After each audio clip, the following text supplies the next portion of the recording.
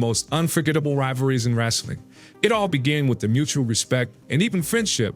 Hogan was the big-time hero, and Andre, though always larger than life, initially played the good guy too.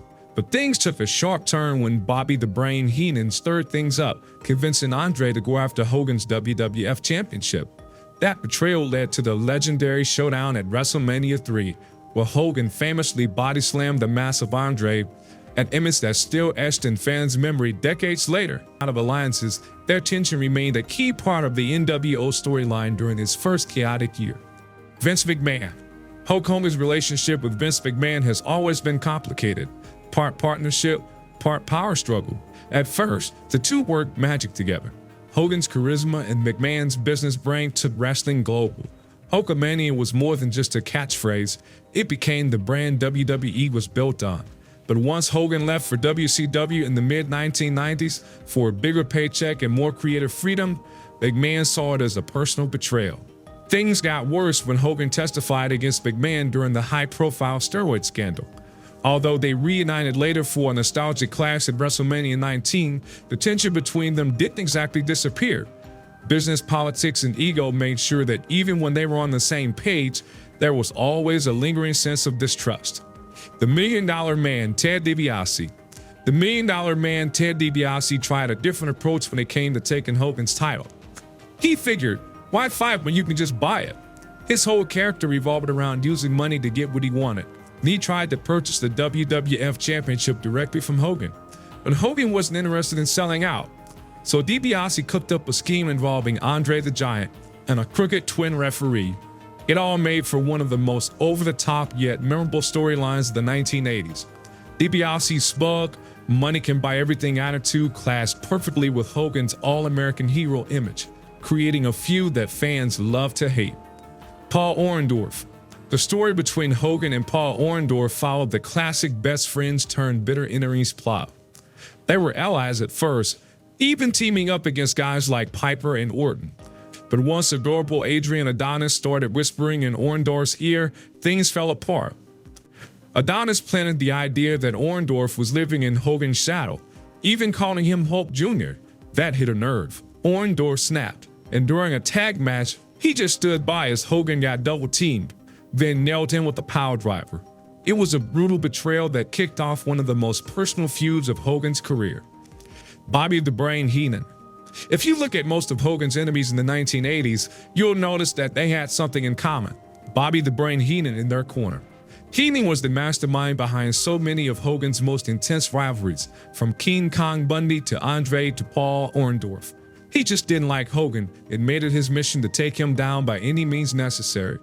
Even though Heenan wasn't a wrestler himself, his sharp tongue and strategic mind made him one of Hogan's most dangerous adversaries. Even later in WCW, when both were technically heels, Heenan still made it clear he didn't trust Hogan one bit. Randy Savage. The rivalry between Randy Macho Man Savage and Hulk Hogan had everything: friendship, jealousy, betrayal, and even a love triangle. It all began with them joining forces as the Mega Powers, which was a dream team for fans. But things got messy when Savage suspected Hogan of having eyes for his manager Elizabeth. In 1989, Savage couldn't take it anymore and turned on Hogan, setting up their epic clash at WrestleMania 5. Their rivalry didn't stop there. They kept running into each other during their WCW years too. Although the storyline started in the ring, it was clear that some of the drama between them wasn't entirely scripted. The Undertaker. The Undertaker is the only wrestler who managed to take the WWF/E Championship from Hogan not once but twice, once in 1991 and again in 2002. Both times, Undertaker was the villain, and Hogan was still the face of the company.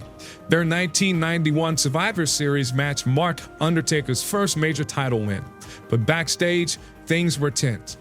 Hogan exaggerated an injury from Undertaker's tombstone finisher, claiming he'd been seriously hurt, even though video showed otherwise. That left a bad taste for the younger Undertaker, who confronted Hogan about it years later. While they maintained professionalism in public, Undertaker admitted that the incident taught him to keep his guard up around Hogan. Zeus. The rivalry with Zeus was a bit different. It started outside the ring. In the movie No Holds Barred, Zeus, played by Tiny Lister, didn't like that Hogan was the star of the movie and decided to carry that beef into the actual WWF storylines. He teamed up with Randy Savage and faced Hogan and Brutus Beefcake in a high-stakes steel cage match. Although it was more of a spectacle than a long-term feud, Zeus's invasion from the movie world into wrestling made it fun and a unique part of Hogan's story. Kevin Sullivan. In WCW, Kevin Sullivan played both a wrestler and a behind-the-scenes creator. He invented the Dungeon of Doom, a cartoonish stable of villains meant to make Hogan look heroic again. Even though the gimmick was a bit over the top, it did help re-energize Hogan's popularity. Behind the curtain, though, Sullivan and Hogan didn't always agree. Sullivan leaned toward old-school wrestling traditions, while Hogan brought his Hollywood style and influence. Despite their differences, Sullivan's ideas shaped many of WCW's storylines, including the more edgy loose cannon character of Brian Pillman and even feuds involving Chris Benoit. Sergeant Slaughter. Perhaps one of the most controversial storylines in wrestling came from Sergeant Slaughter. In 1991, he returned to the WWF and stunned fans by siding with Iraq during the Gulf War. Once a proud American, Slaughter praised Saddam Hussein and even insulted the U.S., aligning himself with the General Adnan. That set up a natural clash with Hogan, who stepped in as the patriotic hero. Their showdown at WrestleMania 7 was more than just a title match, it was symbolic.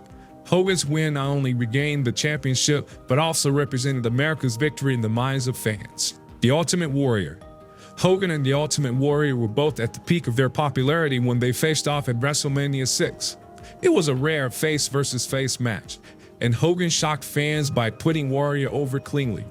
That match marked a huge moment. It felt like a passing of the torch, but things soured later on. In WCW, when they faced off again, the magic was gone.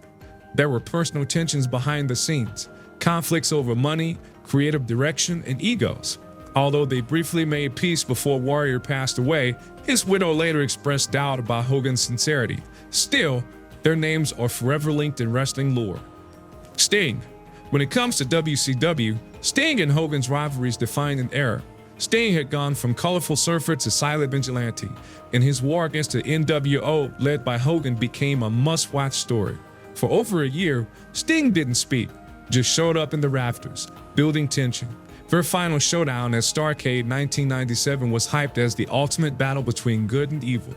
But the match ended in controversy, leaving some fans disappointed. Even so, the build-up was iconic, and it helped cement both men's legacies in WCW history. Ric Flair. Ric Flair versus Hogan should have been the dream feud of the 80s, but timing got in the way. They were kings of their own kingdoms, Flair in NWA, WCW, and Hogan in WWF. By the time they finally collided in WCW in the mid-90s, both were past their prime. Even though they shared the ring plenty of times, the intensity just wasn't the same as it could have been a decade earlier. Still, seeing them battle was a thrill for fans who had long debated which man truly was the best. Roddy Piper. Last but not least, Roddy Piper. Their rivalry kicked off in the early MTV days, with the war to settle the score in 1985. But, funnily enough, it didn't settle anything. From the first WrestleMania all the way through WCW Super Brawl, and even brief encounters at WrestleMania 19 and 30, Piper and Hogan just couldn't stay away from each other. Their dynamic was electric, Piper's chaotic energy clashing with Hogan's larger-than-life persona. Over the years, even as both men changed roles and promotions, that underlying tension never went away.